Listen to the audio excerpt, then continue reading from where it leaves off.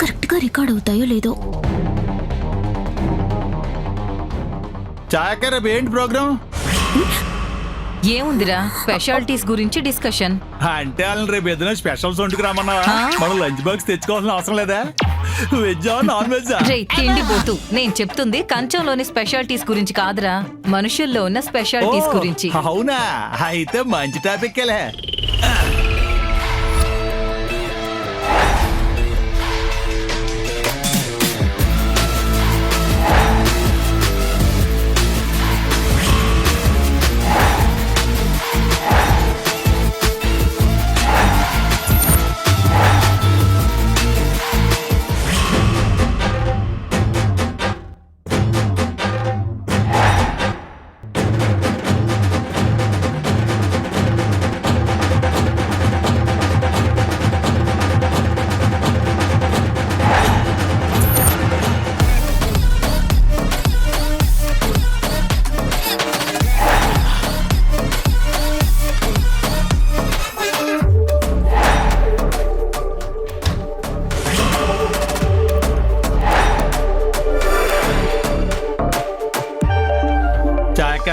ఏంటి?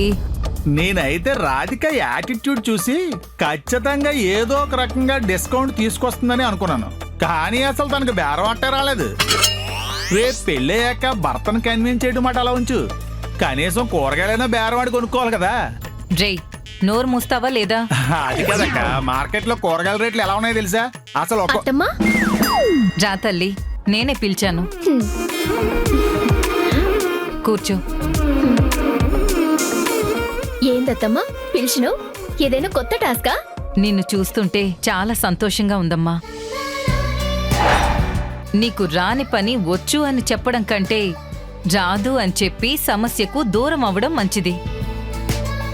నీకు బేరం ఆడడం రాకపోయినా నువ్వు దాని గురించి ఏమాత్రం దాయకుండా అందరి ముందు ఒప్పుకున్నావు, చూసావా? గంతే కదత్తమ్మా, మనకెందుకు అనవసరమైన ఎచ్చులు?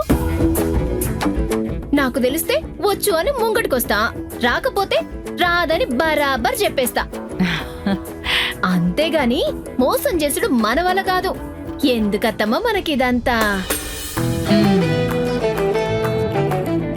అది చాలా మంచి పద్ధతమ్మా. అమ్మాయిలకి నిజాయితీ ఉంటే భర్త మనసు సగం అక్కడే గెలుచుకోవచ్చు, తెలుసా? ఈ నిజాయితీని మాత్రం వదలొద్దు. మీరిట్లా ఒగుడుతుంటే నాకైతే మస్తు ఖుషిగుందత్తమ్మా. మా అమ్మ నాయన కూడా నన్ను ఎప్పటికిట్లా మెచ్చుకోలే. పెళ్ళైనాక అత్తమ్మ మెచ్చుకుంటే గింత మంచిగుంటదా అన్నట్టుంది. రేపు పెళ్ళైనాక గా అత్తారింట్లో మెచ్చుకుంటారో లేదో తెలియదు గాని ఈ అత్తారింట్లో మీరు మెచ్చుకున్నాడు మాత్రం మస్తు మస్తు ఖుషిగుంది. సరేనమ్మా, జాగ్రత్తగా వెళ్ళిరా. గట్లనే అత్తమ్మా, పోయేస్తా పోయేస్తా.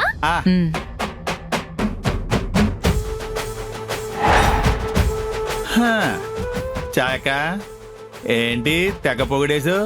మీటర్ చాలా ఎక్కువేసావు ఏంటి మ్యాటర్? ఎలాగో లిస్ట్ లోంచి తీసేస్తున్నావు కాబట్టి కొంచెం దిల్కుష్ చేసి పంపిద్దామనా? లేదురా, లిస్ట్ లో ఈ అమ్మాయి పేరు కింద నుంచి పైకొచ్చింది.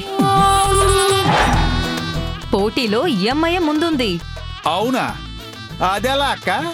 అయినా నిజాయితీ సంగతి ఓకే గాని లౌక్యం లేకపోతే అల్లుడు గోపితో ఎలా మేనేజ్ చేస్తే? ఆడు అసలే కోపంలో దూర్వాసుడు. ఒరేయ్, ఏంట్రా ఊరుకుంటున్నాను కదా అని నా కొడుకుని అన్నేసి మాట్లాడుతున్నావు? నా ఉద్దేశం అది కదక్క, జస్ట్ నీకు గుర్తు చేస్తున్నాను అంతే. అయినా లౌక్యం లేదని లిస్ట్లో నుంచి తీసేస్తావా ఏంటి? మిగతా అమ్మాయిలతో కంటే ఈ రాధిక కొంచెం బెటర్. రేపటి నుంచి ఇంకొన్ని పరీక్షలున్నాయి కదా, వాటిల్లో కూడా ఈ అమ్మాయి నెగ్గుకొచ్చిందనుకో గోపికి సెట్ అయిపోతుంది. ఈ అమ్మాయి కాకపోతే ఇంకో ముగ్గురు ఉండనే ఉన్నారు కదరా, చూద్దాం. దీన్ని బట్టి నాకు విషయం అర్థమైందక్క. ఏంటో? నీకు నచ్చిన అమ్మాయి అయితే ఎలాగైనా పొగుడుతావని. ఏడ్చావులే, నోరు మూసుకో. లేదక్క, పూర్వం కూతుళ్ల కోసం రాజులు స్వయంవరాలు ఏర్పాటు చేసేవారంట. కానీ ఇప్పుడు కొడుకుల కోసం నువ్వే స్వయంగా సెలెక్ట్ చేసి వధువుల్ని ఇస్తున్నావు. ఇది కూడా చరిత్రలో నిలబడిపోద్దాక.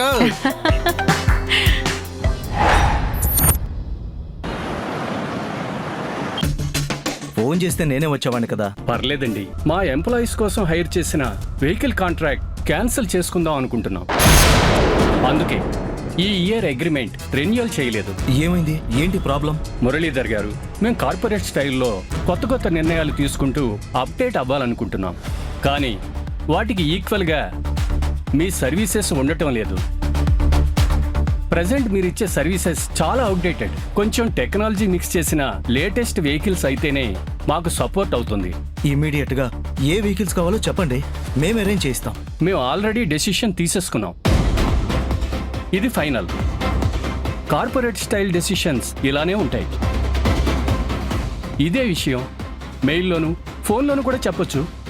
కానీ 10 years నుంచి మీరు మాకు ఇచ్చిన సర్వీసెస్కి రెస్పెక్ట్ ఇస్తూ డైరెక్ట్గా ఫేస్ టు ఫేస్ మాట్లాడదామని మీకు ఇన్ఫార్మ్ చేయడానికి నేనే వచ్చాను. ఇది తప్పనిసరి పరిస్థితుల్లో చేశాం. మీరేమీ అనుకోవద్దు. ఉంటాను sir. Sir sir sir sir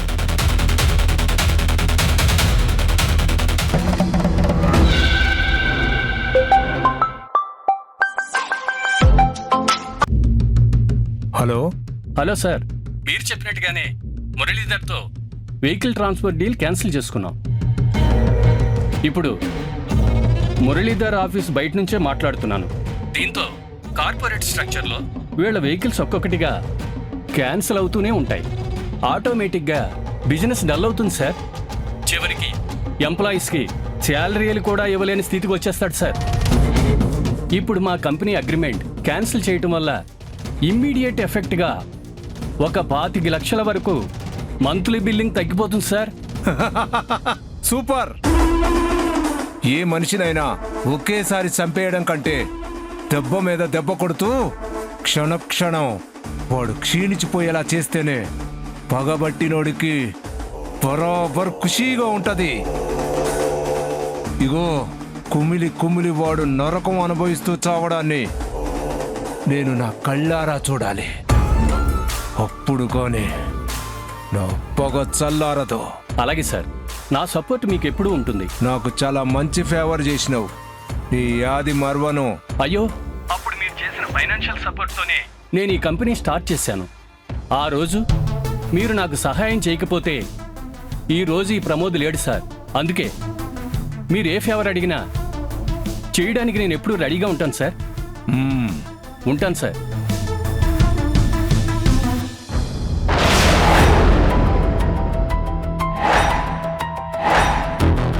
చూసినవా కేశవా, పతనం మొదలైంది. నీ చెల్లెలు కూడా నాకంటే 2 అడుగులు ముందే వేస్తుంది. ఆ ఛాయాదేవి దగ్గర జాయిన్ అయి తన ఆట షురువు చేసింది. పావులు కదుపుతూ ఉంది. ఆ మురళీధర్ వ్యాపారాలు నేను దెబ్బ కొడుతున్నాను. ఓ ఛాయాదేవికి సంబంధం ఉన్న ప్రతి మనిషి అనుభవించాల్సిందే కొడకా. ఏంటి సార్, సడన్గా ఒకదాని తర్వాత ఒకటి ఈ బ్యాడ్ న్యూస్లు అన్నీ వస్తున్నాయి. అసలు ఏం జరుగుతుందంటారు? ఏమో, ఏం చేయాలో నాకు అర్థం కావడం లేదు. మనం ఈ బిజినెస్లో నిలదొక్కుకోవాలి అంటే కనీసం 30 నుంచి 40 లక్షలు కావాలి. మన ఓల్డ్ వెహికల్స్ రెనోవేట్ చేసి అప్డేట్ చేయాలి అంటే అంత అమౌంట్ ఇన్వెస్ట్ చేయాల్సిందే. అంత అమౌంటా సార్? ఎస్, అలా చేస్తే కానీ మనం మన కంపెనీని కాపాడుకోగలం. నేను మా అబ్బాయితో మాట్లాడి డెసిషన్ తీసుకుంటాను.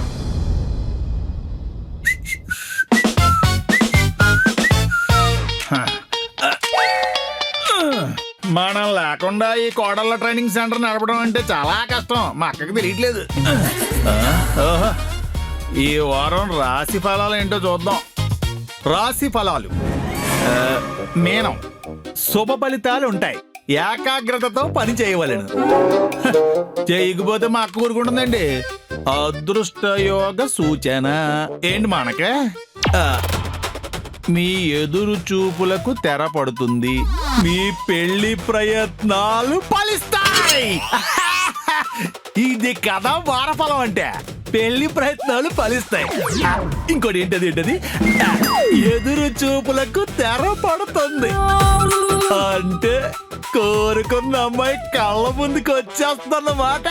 హే, చైల చైల చైల చైల నేను వెంటపడ్డ పిల్ల పేరు లైలా.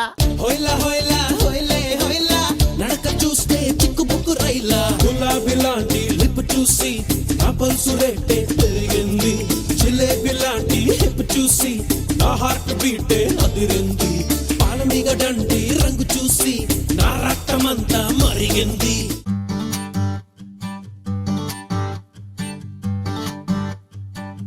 మేఘాలు లేకున్నా నా పైన ఈ వాన రాగాలు తీసే నీ వల్లేనా ఏ గాలి లేకున్నా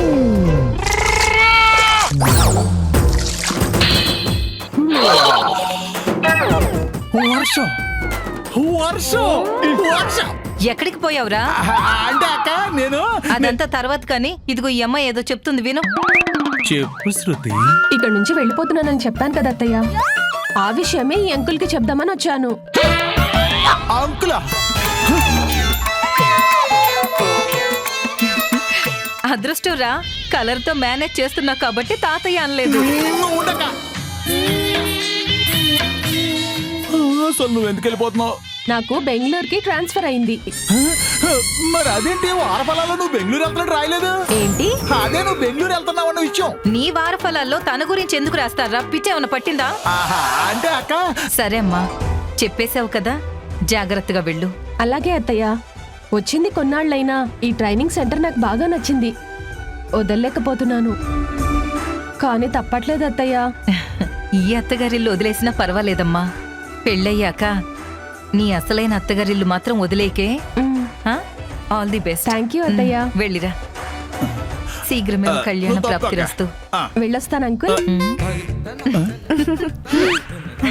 వెళ్ళిపోతున్నావా? నా అదృష్ట యోగం.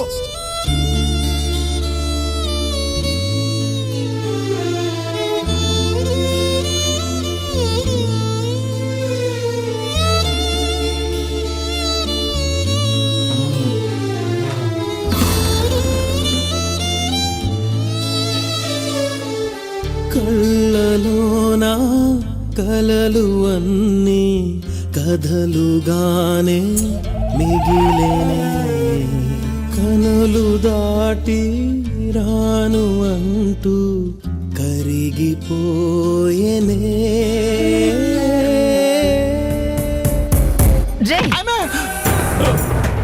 ఎన్నిసార్లు చెప్పానురా ఈ బ్యాచ్ లో అమ్మాయిలు ఎవరిని చూడొద్దని? ఏంటక్క నువ్వు? ఈ వార ఫలాల్లో అదృష్ట యోగం అని రాసుంది, పెళ్లి ప్రయత్నాలు ఫలిస్తాయని రాసుంది.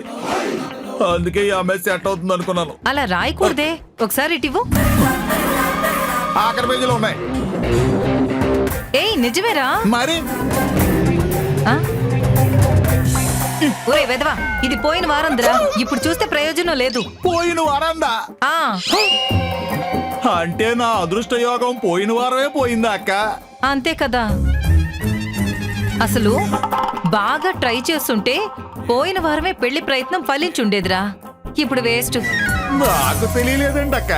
ఈ అదృష్ట యోగం గురించి పోయిన వారం నాకు తెలుసుంటే ఇది ఇప్పుడు బెంగళూరు వెళ్ళేదండి. ఎవడ అదృష్టానికి వాడే బాధ్యత అవుతాడు. ఎదుటివాడు చెప్పడు. అవన్నీ మనమే చూసుకోవాలి. ఇదిగో శృతి వెళ్ళిపోయింది కాబట్టి మన దగ్గరున్న అప్లికేషన్స్ నుంచి ఇంకో మంచి అమ్మాయిని సెలెక్ట్ చేసి రేపటి నుంచి క్లాస్కి రమ్మని చెప్పు. అక్క పెళ్లి కుదిరినమ్మాయా పెళ్లి కుదరనమ్మాయా? శృతికి పెళ్లి కుదిరిందా? కుదిరింది.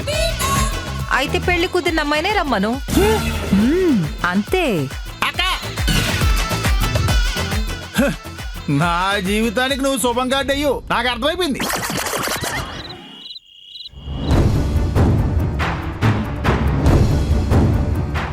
ఏంట్రా కాఫీ చల్లారిపోతుంది, తాగవా? ఎలాగూ పిల్లలొచ్చాక అడుగుతావు కదా. ఏమోనమ్మా, నా కొడుకులు నా మాట వింటారన్న నమ్మకం నాకు లేదు. నువ్వే అలా అంటే ఎలారా? నీ కొడుకులు నువ్వే నమ్మకపోతే ఇంకెవరు నమ్ముతారు? వాళ్ళకి అర్థమయ్యేలా చెప్పలేవా? అసలు వాళ్ళు మనకు అర్థమైతేనే కదా మనం వాళ్ళకు అర్థమయ్యేలా చెప్పేది. మొదలు పెట్టిన కొరియన్ మూవీ అస్సలు అర్థం కాలేదురా. ఎందుకు అవ్వలేదు చిన్న గరజా? కింద ఆంగ్ల తర్జుమా వచ్చింది కదా. అరే కింద సబ్ టైటిల్స్ చూస్తే పైన ఏం జరుగుతుందో తెలీదు. పైన జరిగే చూద్దామంటే అందరి మొహాలు ఒకేలా ఉండి చచ్చాయి. ఎరా ఇప్పటికి తెవిలిందా మీకు? ఇందాకటి నుంచి పిలుస్తున్నాను, రాకుండా ఏం చేస్తున్నారు? పిలుపునివ్వగానే వచ్చేయడానికి నువ్వేమైనా పవర్ స్టారా లేక రెబల్ స్టారా? బామ్మ, అయినా ఇంత వయసు వచ్చాక ప్రశాంతంగా రామకృష్ణ అనుకుంటూ కూర్చోక ఇంకా ఇంట్లో ఈ డామినేషన్ ఏంటి? చూసావరా నీ కొడుకులు?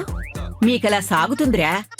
నా కొడుకు కష్టపడి సంపాదించి పెడుతుంటే ఏం మాట్లాడుతున్నారో తెలియడం లేదురా మీకు. ఏంటి పితృమాత, నీ కుమారుణ్ణి అంతగా వెనకేసుకొస్తున్నావు? దీని వెనుక కుతంత్రమేమీ లేదు కదా? కుతంత్రం ఏంట్రా? ఎలా కనిపిస్తున్నాను నీకు? సడన్ గా ఇలా మాట్లాడుతుంటే ఆ మాత్రం ఊహించలేమా? ఏమిటి నాన్నగారు, విషయమేమిటి? పిలిచి మరీ పితృమాత ముందు మాట్లాడుతున్నారు అంటే తమకొచ్చిన అవసరమేమిటో. చిన్నోడువైనా బాగానే అర్థం చేసుకున్నావురా. వాడికంటే పెద్దోళ్ళమైనా మాకు అర్థమైంది మీకేదో అవసరం వచ్చిందని. అదేంటో చెప్పండి. మీరు అర్థం చేసుకుంటారనే నమ్మకంతోనే ఉన్నానురా. అబ్బబ్బా, అర్థం చేసుకో అని అన్నిసార్లు అంటారేంటి? అదేంటో చెప్పండి నాన్న. మీ నాన్న బిజినెస్ మార్చాలనుకుంటున్నాడంట్రా. గుడ్ డెసిషన్ డాడీ, మార్చేయండి. ఈ కార్లు, డ్రైవర్లు, క్లయింట్స్, కంప్లైంట్స్, అబ్బాబాబాబా చాలా ఇరిటేటింగ్ గా ఉంటుంది. త్వరగా మార్చేయండి. అవును డాడీ, ఈసారి ఏ టూరిజం బిజినెస్ పెట్టు, ఎంచక్క ఊర్లు తిరగచ్చు. మొదటి యాత్రగా గోవాకు వెళ్దాం. దేశానికి పశ్చిమాన నిశ్చలంగా ఉండి రావచ్చు. మార్చేయడం అంటే అలా కాదురా. ఉన్న కంపెనీని అప్డేట్ చేయాలి, వెహికల్స్ ని రెనోవేట్ చేయించాలి. ఆ పాత వాహనాల్ని ఎంత బాగు చేయించినా, మన పితృమూర్తికి ఎంత అలంకరణ చేసినా రెండు ఒకటే నాన్నగారు. ఒరే చిన్న వెదవా, ఏంట్రా నువ్వు అనేది?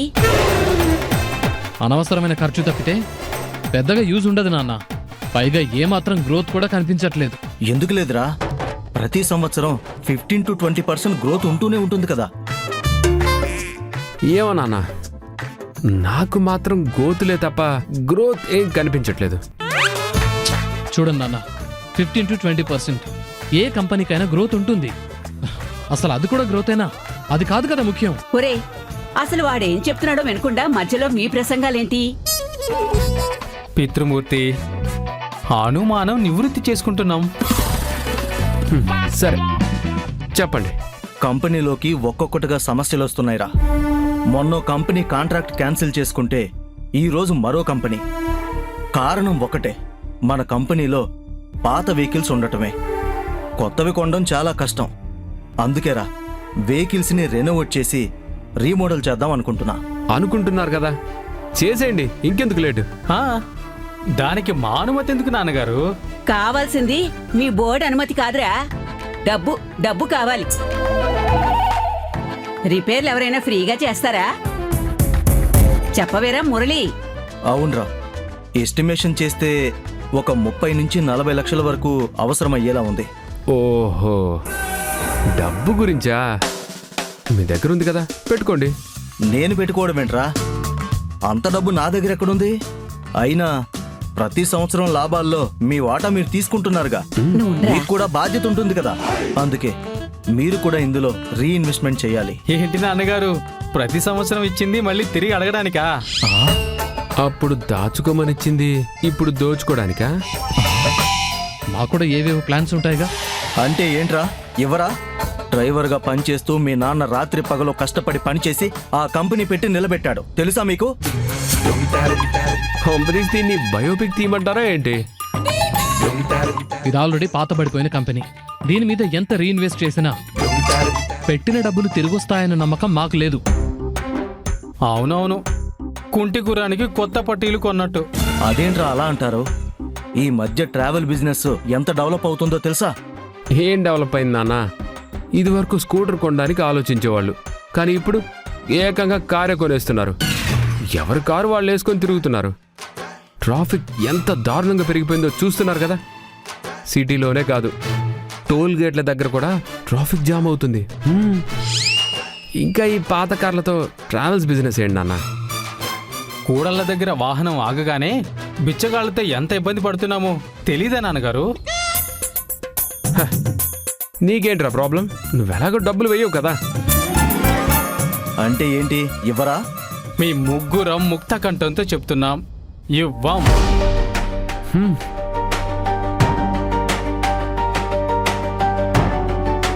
ఏంటి బామ్మ అంత కోపంగా చూస్తున్నావు? అయినా నీ దగ్గరుంటే నువ్వే ఇవ్వచ్చు కదా. నా దగ్గరుంటే మీతో మీటింగ్ ఎందుకురా? ఎడం చేత్తో పడేను. బుట్టికి ఎగరలేనమ్మా, ఆకాశానికి ఎగురుతానందంట. అలా ఉంది. తాను దూర సందు లేదు, మెడకొక డోలు అంట తెలుసా? ఇదిగో చారాణ మురిగికి బారాణ మసాలా అంట తెలుసా? పదండ్రా.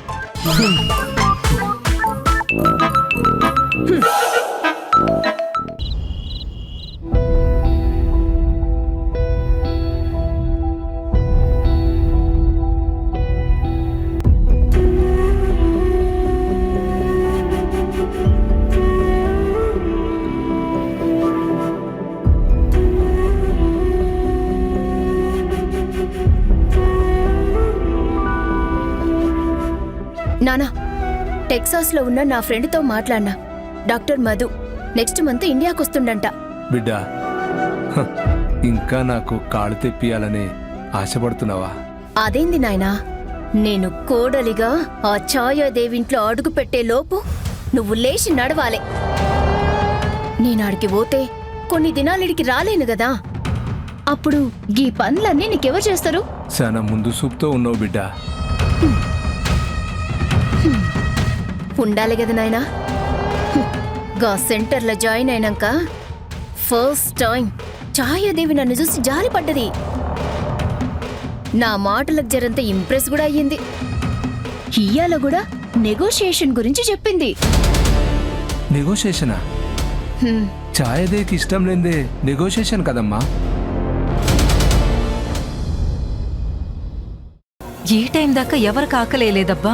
అది నీ బావగారు తినలేదా? ఆయన అన్నం తినకపోవడం ఏంట్రా? అల్లుళ్ళు ముగ్గురు రకరకాలుగా మాట్లాడారంట. అసలు ఎక్కడుందో నాకు కాబోయే భార్య. Excuse me.